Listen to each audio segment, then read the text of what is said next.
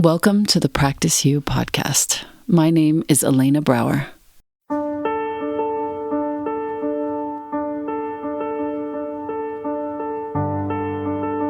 Let's dive into today's conversation regarding life's myriad transitions and how we refine our responses in our relationships, our wellness, our households, our work, and in our practices. You are invited to learn and love and listen with me. Welcome to Practice You.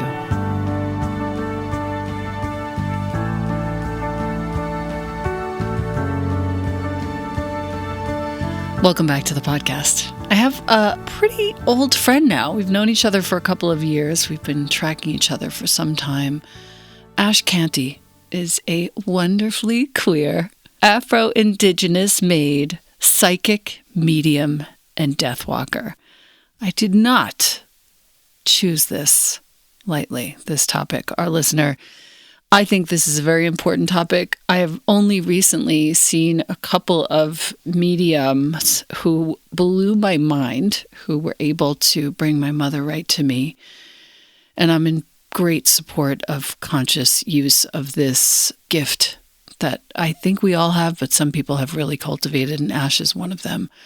Ash supports others in consciously and gracefully facing their death, both for those actively dying and for those wanting to feel more connected to their own spirit in their everyday lives. So this is pretty important stuff. Keep listening. Through their work, Ash supports folks in connecting with their loved ones who are in spirit with mediumship readings, precisely how I met up with my mother recently, which was so much fun and so sweet and helpful. Ash guides them in transforming their grief into even deeper wells of meaning and aliveness in their life. Ash, first of all, welcome to the podcast.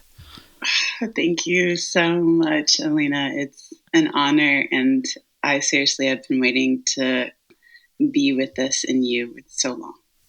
God bless. I love that.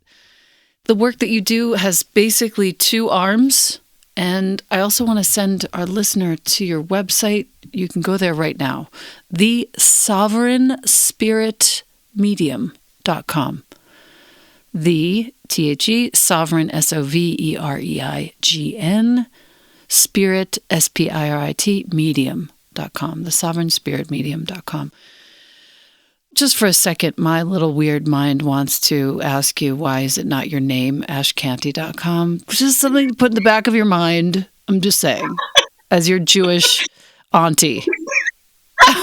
Yes, please. I would be honored for you to be my Jewish auntie, Elena. Okay, first of all, I just have to say, yes, one is that I've thought about that, right? And because of what I do, my guides, my spirit guides, who I'm in deep connection with, told me, it's not about you. And I was like, okay, what does that mean? And they were like, there's a lot that's going to house what you do. And therefore, you're going to have to use this name. And so that's what I went with. And initially, it was ashcanty.com. So I just want to say the hilarious of that. And I still don't understand why I was led to that, but it was what was needed. And so I just follow that. And I have to say, too, is that for so long, I was listening to you and like watching your yoga classes, and you were literally an anchor. And oh my God. Yeah, you didn't know this, but you were such an anchor for me in the hardest and most difficult times of my life. Wow. And I would just listen to your voice and I would be like, there's something here. She knows the truth. Like, I'm just going to keep listening to her and everything will be okay. And I literally came off addiction, came off so many struggles in LA listening to you. So I just want to thank you for that. I have my hand on my heart and I am taking this in. That is more meaningful than anything ever. Wow. Thank you so much.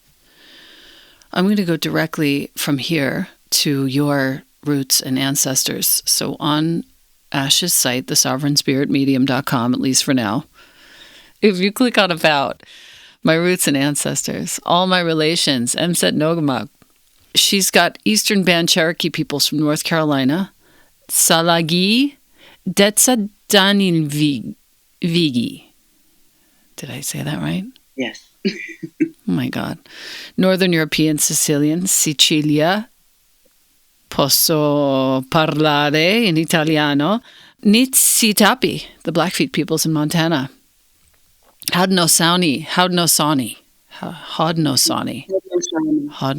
the Iroquois people in Quebec, Canada.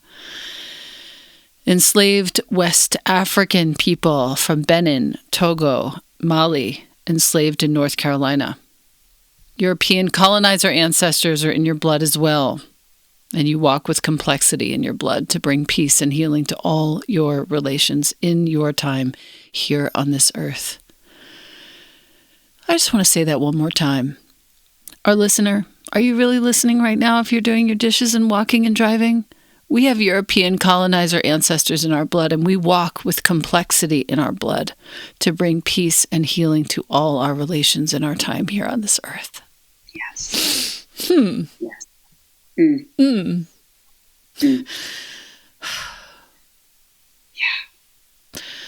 The work of walking with grief and death found Ash after they were diagnosed and hospitalized with a chronic illness called postural orthostatic tachycardia.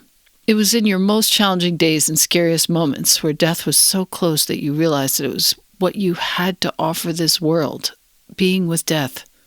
And it was when you began to face your own death from this long-term chronic illness that you were initiated in the astral plane, I super get this, by your grandmother.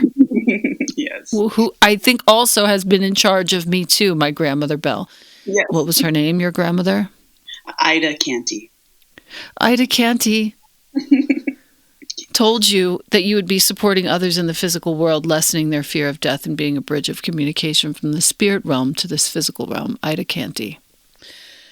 You're certified as a death care provider. So our listener, I know it's hard to listen to me when I'm crying, but Ash is certified as a death care provider. And if you have somebody in your life who is passing, she works through Alua Arthur and this amazing program called Going with Grace. Is that still true?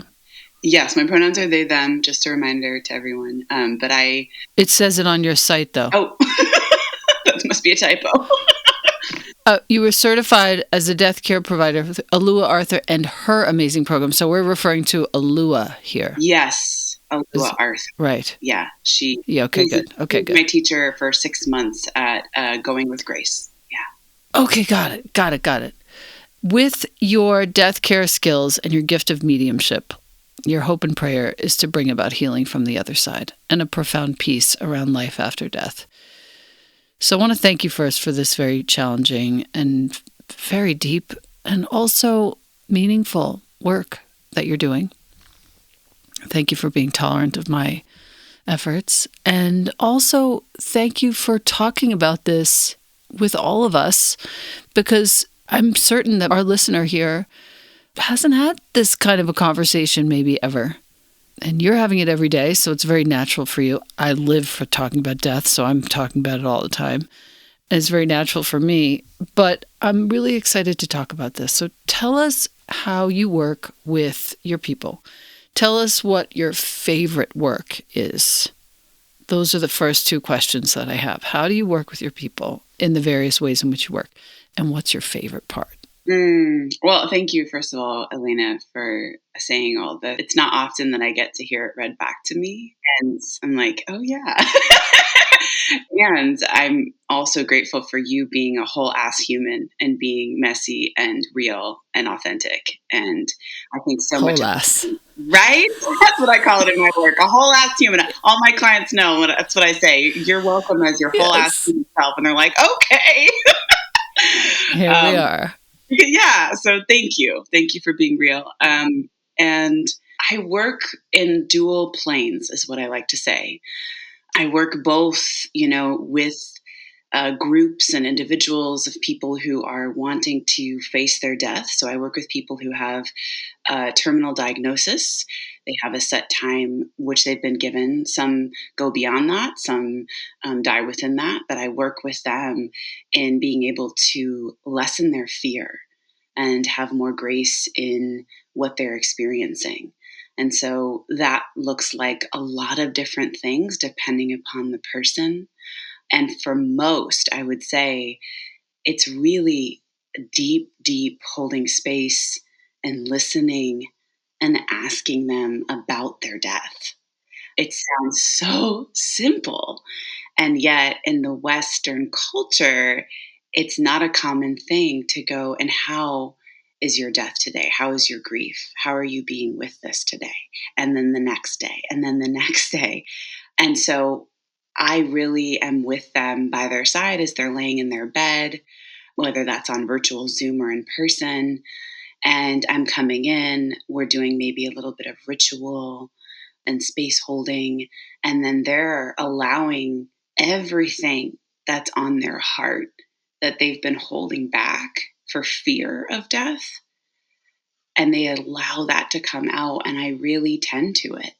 I really ask about it.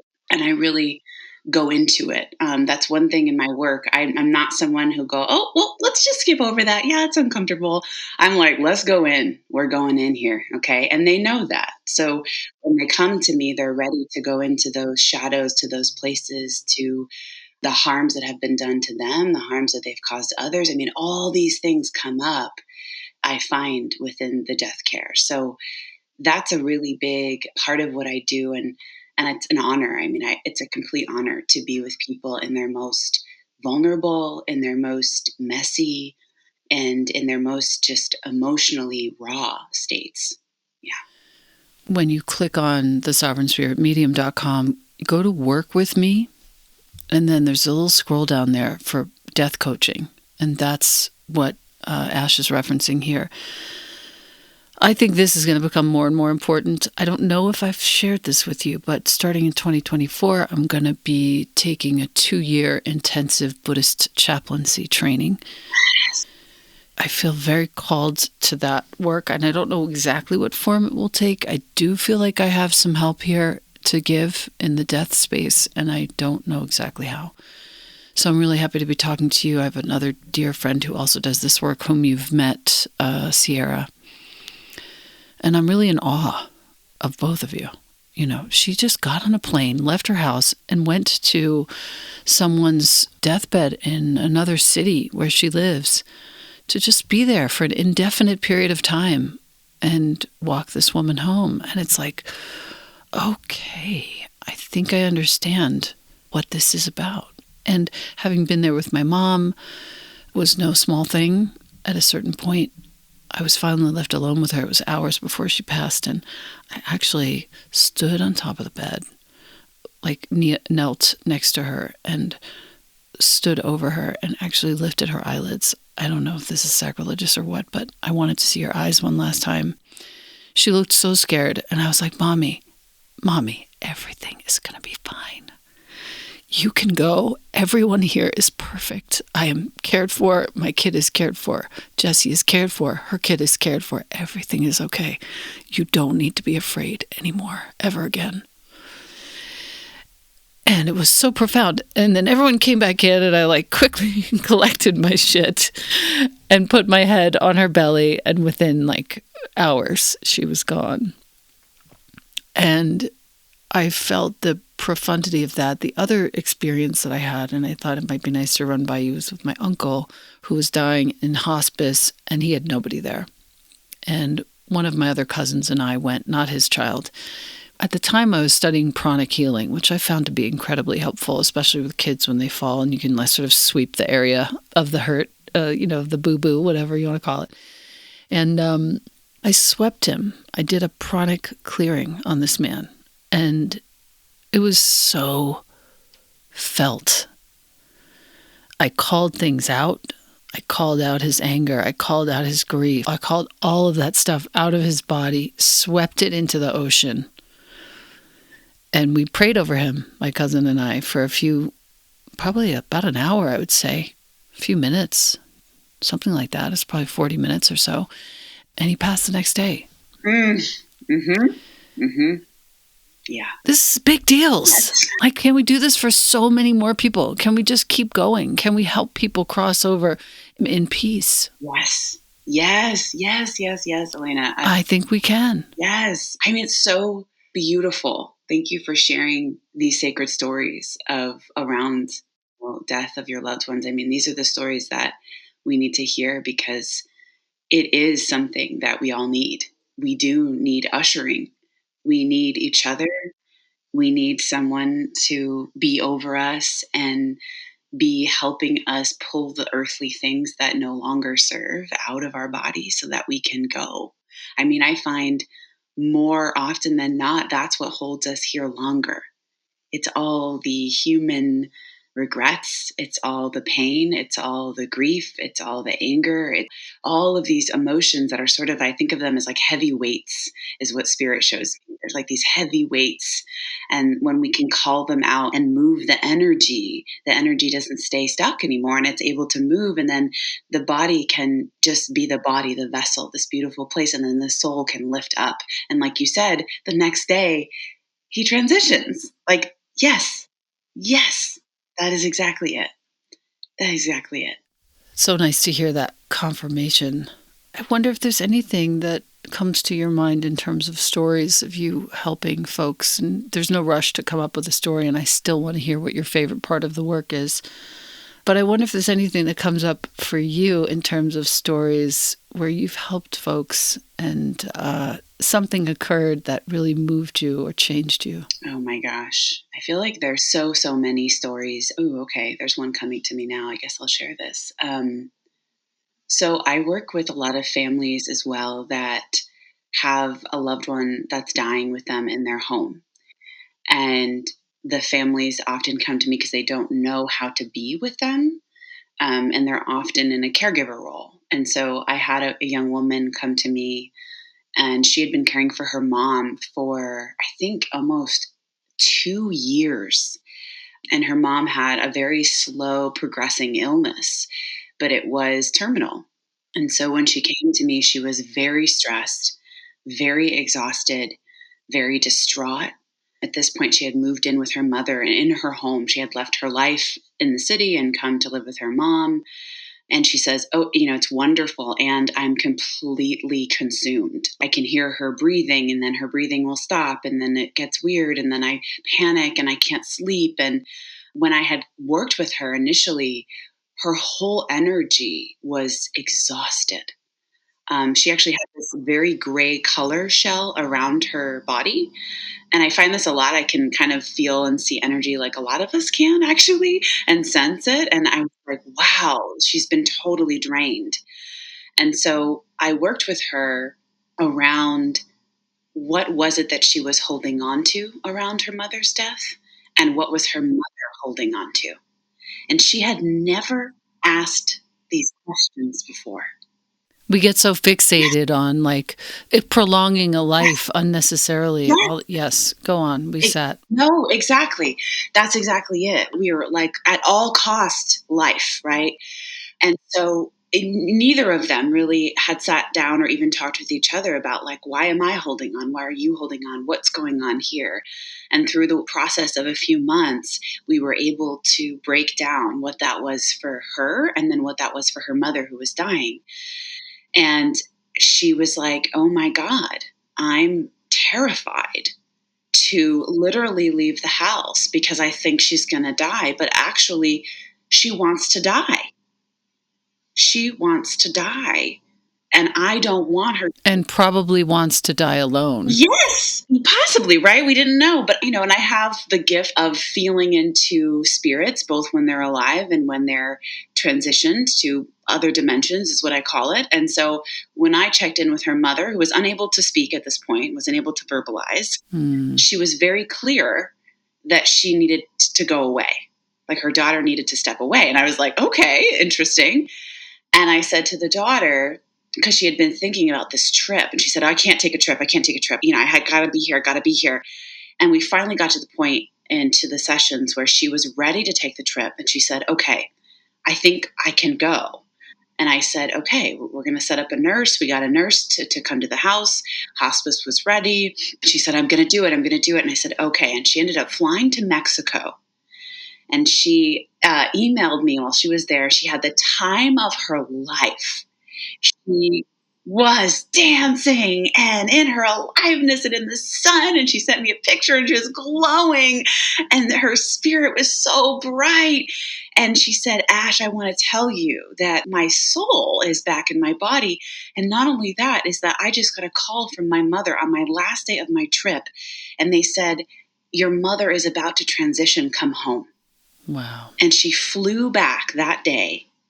And within the next 48 hours, she was able to actually be fully present with her mom, build ritual around each hour of her death, and completely love her into the next realm. She says, I never thought that would even be possible because I had lost myself so much that I didn't think that was possible. There's so many aspects of this that I'm so excited to talk about, but the first is that you were able to determine to tap into her mother's wishes. The mediumship is no small thing, and I just want to make sure that our listener knows exactly how to get to you for that. If you're going over to the sovereignspiritmedium.com, click on Work With Me, and there's a drop down. And you go to mediumship readings. I promise you, you will not be sad that you did this. If you have somebody who's passed on to another realm that you know about, maybe it's somebody you'd like to connect with. If you think this might be for you and you have like the slightest inkling of an intuition, just do it. It is the most satisfying thing to be able to know that, in fact, yes, these people who have transitioned are still very, very, very much here. From my mother's birthday to her father's name to where her parents lived. Like, she threw out so many facts so that I would be sure and not doubt that she was with me. Yeah. Yes. Yes. Yes. So that's what Ash also does. And that also really feels like the daughter got to do, the mother so generously said, get the fuck out of here. Yeah. Let me just do this final week in peace, and then I'll get you back home when it's time, and we can have this beautiful moment together. It's so brilliant. Yeah. It speaks to, we don't know all the things that are taking place during transition from this life to the next form. And what I find is that doing this for the last few years, doing hundreds and hundreds of readings with spirits, and not only spirits, other dimensional beings, that's a whole nother podcast, but there is so much at play. There's so much happening that we can't see or feel. And so there's processes that are going on at the same time. And for that mother, she really needed to be in a process to let go. And the hovering energy of her daughter was really keeping her here. And she loves her daughter. So that energy was very strong. And of course, she wanted to stay here as mother, as the role of mother for her daughter. And yet her body was no longer able to be here. Then there was immense suffering coming in. That's when, she really was like, you need to get out of here. You need to go live your life and go have fun. I can feel that. Yeah. And that felt really important. And that's, I think, something that I feel grateful to have, the gift of being able to hear spirit and feel spirit. And without a shadow of a doubt, I 1,000% trust what I receive. I used to question it. I used to not know in the beginning. And now it's unshakable. I just know. And I'm able to deliver these things, like you said, through readings and through the work I do. Because it's not coming from me. I'm just the little puppet vessel that they chose who has great animation skills and articulation, right? But I'm here to deliver those messages from the other side. Yeah. I feel that so clearly. What is your favorite part about the work, if you have a favorite? Oh, I mean, so much of it, Alina. I think, for me, I really love humans. And I care so much about humanity. And I know that it comes from not even just being on Earth, but like from being somewhere else in this galaxy, that I just care so much. And I feel the potential of us all, which makes it incredibly hard to be here. because it's such a challenging place, this earthly realm. And also, I feel excited to be able to support people and guide them in that role of guide in the work that I do, guiding people to death without fear. And when I say that, I want to be really clear that, like, there will be fear in the body. The body is designed to have fear. It's an animal, it's a creature. And so it will have fear. But my role is to really hold the hand and be like, and we're going to go in anyways. And I'm here. And not only that, is like, you're supported by many other beings that are here also. And that role of crossing people over and helping them, even if they're still alive, like, people come to me with existential dread of death and they're not sick yet. They're fine. They're healthy and fine. And yet they literally think about death every second of every day and they can't move. They can't move. And so when they come to me, to be able to see them transform, to be able to see them go, wait, Ash, are you telling me that I'm having some sort of awakening and now I'm feeling the grief and the praise of being alive, and like, that's where I'm just going to land forever? I'm like, yeah. They're like, oh shit. Okay. So wait, I can just have grief and praise always in my life? Like, I'm just going to be, I'm like, yeah. They're like, okay, I can live now. Cool. I'm good. And to see them wake up and what a gift. Yeah. And just live their life to the fullest, knowing that it will end. And not only knowing, but feeling the death, their death, the death of others at the same time as their love for others and their life for others. That to me is the best part of what I do. You know, at the same time, on the other end of it is when people come to a reading and they want to speak to a loved one, and that loved one brings through so much healing. I mean, I don't even have words for it. I'm in awe and shock as much as the person that's receiving it. And what they most need to hear and receive is just profound to me. And that to me is also something I love to be a channel. It is hard work. I'm not going to lie. It is exhaustive emotionally, and opening myself up to energies to come through my body fully is something that I don't think we have even researched yet. Like, what does high energy coming through? It's like electricity coming through a conduit, right? Constantly. What that does, I don't know yet, but I know that I'm here to serve, and I know that I love to do it, and I will continue to as long as I'm given time here. So those are the things that, honestly, like, I get up in the morning and I'm excited to be able to be of service. And the gift that you're giving is really the fact of impermanence, without having somebody go and spend, 5 years studying Buddhism. Right. Yeah. You're giving them the gift of the fact of impermanence in a way that is completely easeful and accessible and true and not a problem. We were raised in this society there.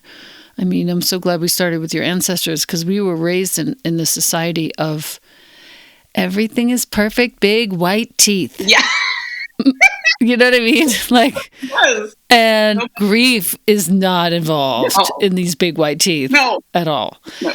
And this is a completely different way of addressing this life. Impermanence is such a comfort to me now. Like, everything, even the shittiest aspect of this week is going to pass.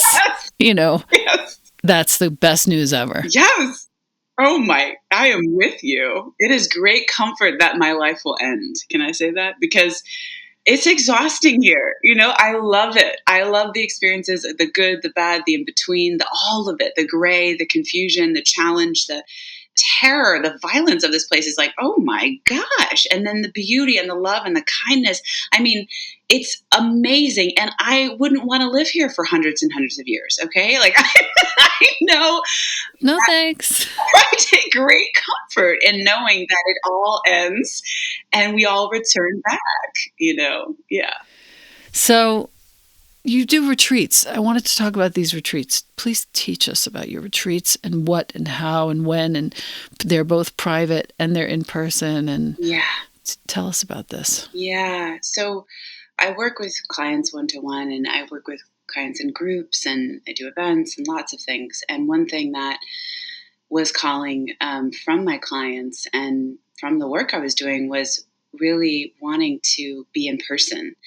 This work started in 2020, so everything was virtual, which is wonderful and amazing. And there's something really powerful, as I'm sure you know, with being in person as well. It's a different flavor. It's not better than, but it's just a different flavor. And so what was coming to me was all of my clients are very tender. I work with the tenderest beings ever. And I myself am a very tender being. I'm extremely sensitive. And I own that as power, especially in this world. Not feeling or being cut off from the neck down is what I like to call it, AKA white supremacy. And for me, being emotional and being tender and feeling literally the wind come through and starting to cry is part of my power, is part of my gift. And so I tend to work with people who are also the same, but are struggling to own it, struggling to walk into it and really feel it in their body, and also are afraid because of conditioning, because of trauma, because of all the things I've experienced when I was sensitive as a child. I mean, my very first memory is like, stop crying. That's enough. You need to toughen up. Stop crying. You're too weak, right? Right. I'm like, Right. oh, I was like 5, so that wounding goes deep. And so in these retreats, they take place actually in my home, which is a really sacred thing. I don't invite many people to my home, but they take place in my home. And I also do energy healing and work. I've done trainings with Reiki and energy masters. And so I do a hybrid of energy work on not only the body, but then also inviting in guides and spirits who support this being here in this realm to step forward. And so it's really a pretty multidimensional process and experience. People get really emotional meeting their guides, and also feeling things in their body starting to unlock. I like to say, I am just the channel, the conduit, and they are opening up to the energy. And when that happens, there's tears, there's shaking, there's things that the body is doing to be able to make space for this tenderness to step back in, these gifts to be reawakened. And so it's a powerful weekend of these sessions each day. And then we have tea and sit down and process and have integration afterwards.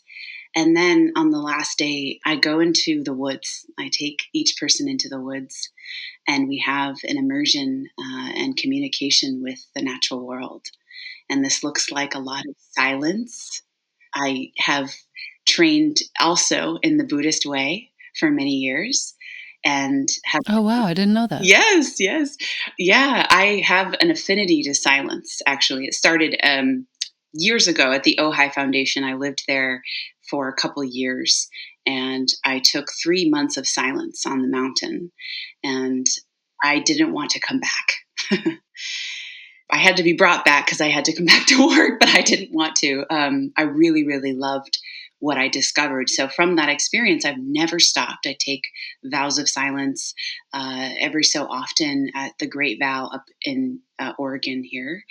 And so I incorporate my teachings from my teachers also into going into the woods. And what is it to not only feel the natural rhythms, but feel the spirits of the lands and feel the support, the huge support that is there for all of us in this time. So that's also the way that we kind of integrate the last day of the retreat and what they get to take home with them as an anchor for continuing the work. So beautiful. So beautiful. To put them in nature for the last moments. So thoughtful. So exactly right. Exactly right. The final impression is actually not of this, not a human impression. Not at all.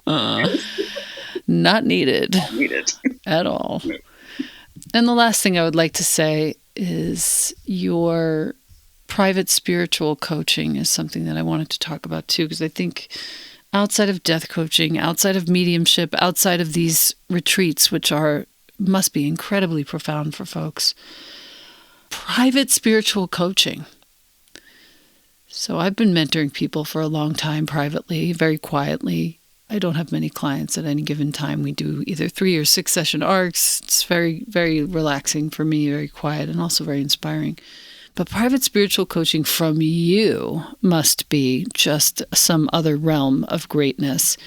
I want to hear about what you love about that work and what you do with your clients so that this can be known here on this recording and, held sacredly. Yeah. I mean, thank you for these questions. It's so funny when I think about what I offer. I want to say too, is like, I literally did not want to offer anything. When I first got into my gifts, I was so like, oh my gosh, I can't do that. I can't do that. I don't know. And my guides have literally been my counsel. They have literally been like, and you're doing this, and then this is going to die, and then this is next, and you have to let this go. And so when I offer things, they're from this place of it's serving the whole and not myself. And I also love what I do. In offering, these sessions, what I found is people were wanting more mentoring, more one-to-one. And it wasn't just with the mediumship, which is something that I do with spiritual gifts mentoring. Some people want to really cultivate their own gifts. They want to know, like, is this real? Is what I'm experiencing valid? And those, coaching sessions are so affirmative and powerful as they unlock their gifts again. And then, of course, the death coaching. And then there's this in between place where people were really wanting to come and shed identities and also go into their shadows. And this is something that I personally have been doing for 20 plus years.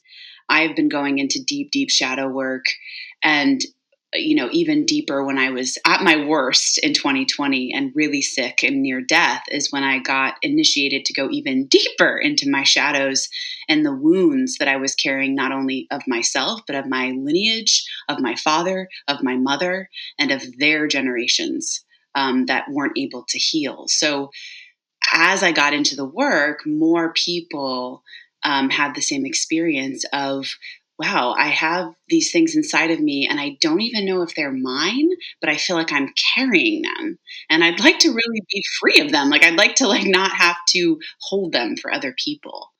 And so in the coaching, it's phenomenal. Like I love my clients. Like I am so in love with them, and they know it. And I get to see them when they first start in their first session. I'm thinking of one of my clients in particular. She started with me 2 years ago, and she really wanted to shed huge identities that she had been masking behind and hiding behind for years. And she says, like, it's not even me, Ash. It's not even me. Like, I don't know who I am, but it's not this. It's what my parents have made me to be. It's what I think society has made me to be, but that's not me. And so by the end, I mean, she was an unleashed creature. She was full of her power and discernment and clarity. And she could feel her feelings openly with her family. And it didn't matter if they didn't understand her, she was fully embodying herself. And her whole life has changed since. Her work, she sold her business, she sold her company.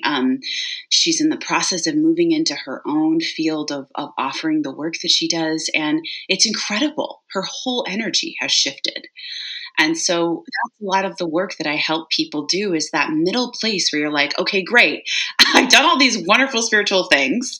I see okay, where I'm at is not where I want to be, or it doesn't feel good in my body anymore, or my life, or my soul. But how the heck am I supposed to, I have all this stuff here still. How do I move from this? How do I shed this with grace, with love, with compassion, and with deep reverence for what it did serve? And so that's what I support people in stepping into is really getting into not only the things that are there that are wounds, but also the shadowy being parts that actually want to speak with us and are not going to go away, but are going to be a part of us in our liberation. Thank you for all of that. Yeah. The biggest sort of piece of that is the feeling that we are taking on very consciously the healing that needs to happen retroactively. And it's really a ginormous conversation that needs to be had and is being had. I mean, we're having it right now, but to think about the gift that it is to give the previous generations who are no longer alive on this earth the dignity of our intention in healing those wounds in whatever way that we can.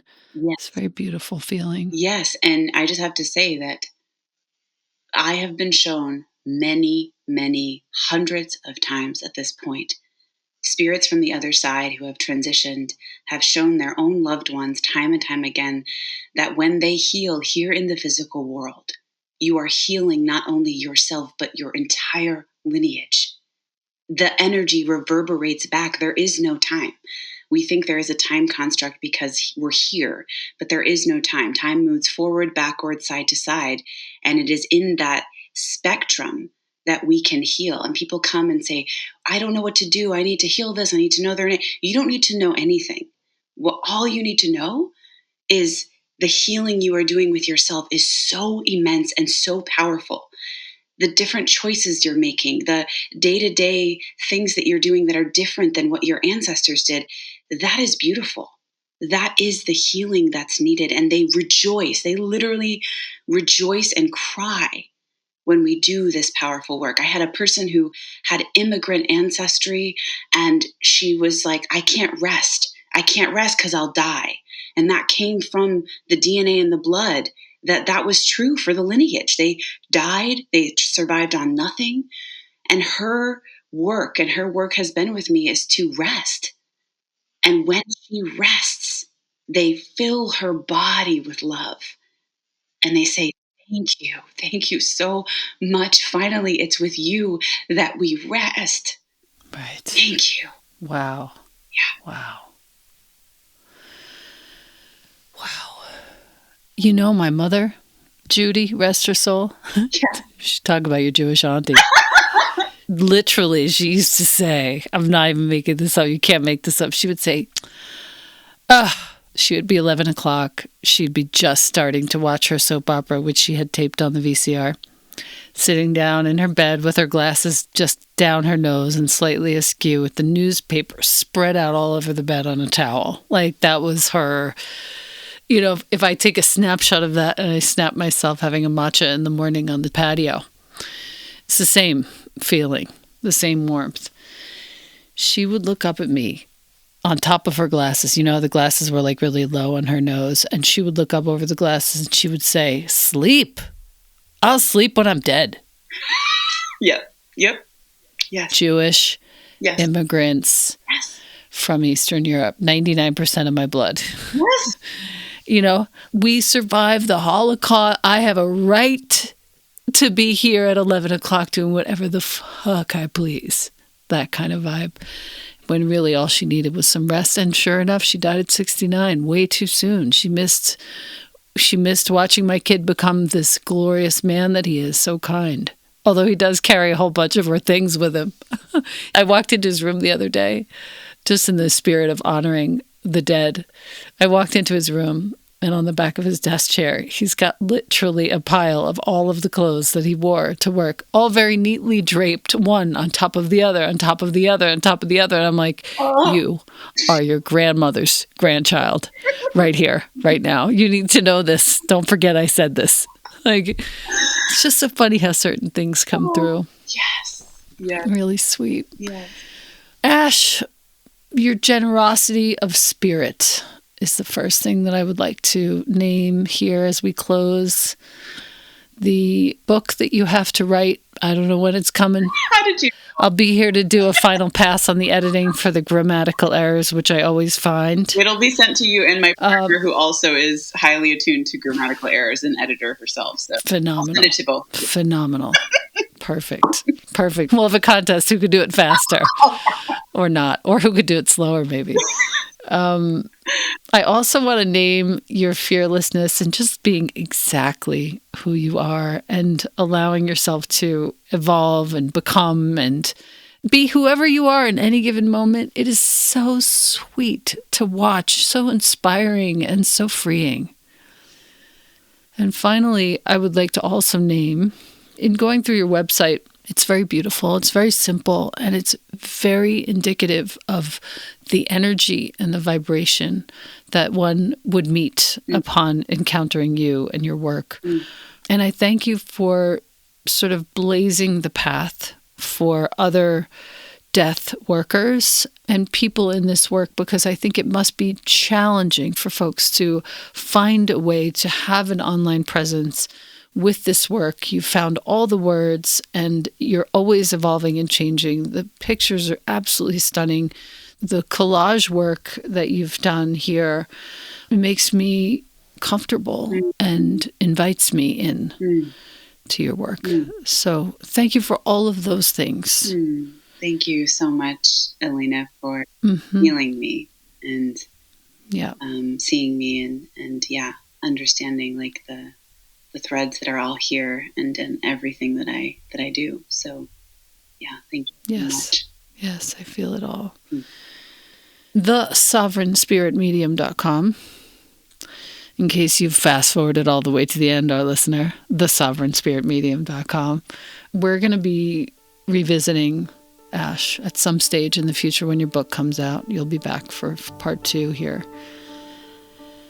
And thank you for all of your work, and thank you again for blazing this path. I am very certain that a lot of folks will look to you for what to do and how to reference as they move into their work in the world in this realm. So thank you again. Thank you so much. It's been an honor to be here.